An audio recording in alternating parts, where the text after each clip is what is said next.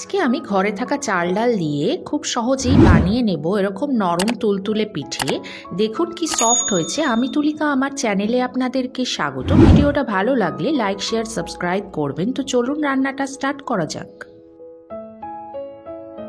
প্রথমে আমি 1 কাপ বিউলির ডাল নিয়ে নিচ্ছি আর 2 কাপ আমি আতপ চাল নিয়ে নিচ্ছি।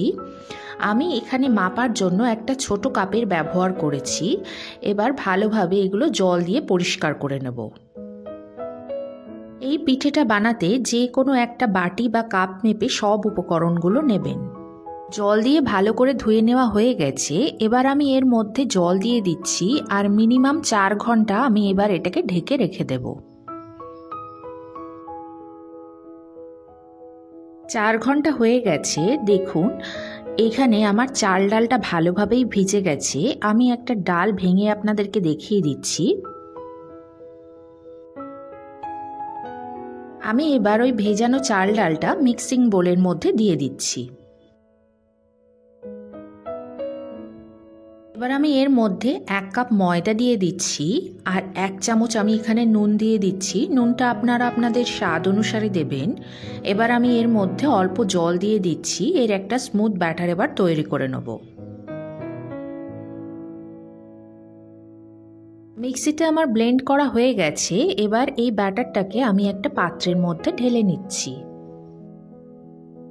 ব্যাটারটা না পাতলা না ঘন এইরকম টাইপের কনসিস্টেন্সির হবে। আপনারা যদি মনে করেন এইখানে অল্প জলেরও ব্যবহার করতে পারেন।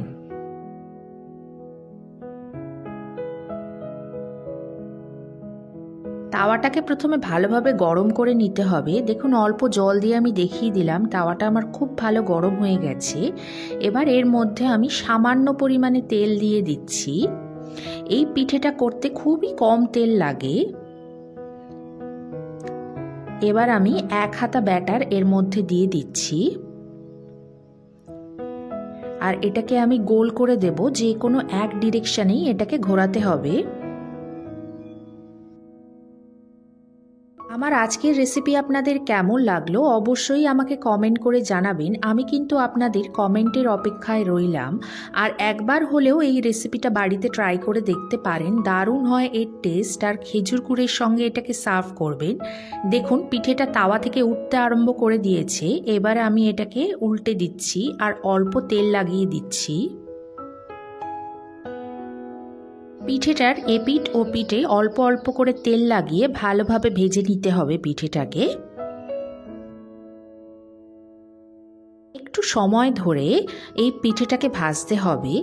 আমার আজকের রেসিপি যদি আপনাদের ভালো লেগে থাকে অবশ্যই লাইক শেয়ার করবেন আর চ্যানেলটাকে সাবস্ক্রাইব করতে কিন্তু ভুলবেন না। দেখুন পিঠেটা আমার অলমোস্ট রেডি হয়ে গেছে।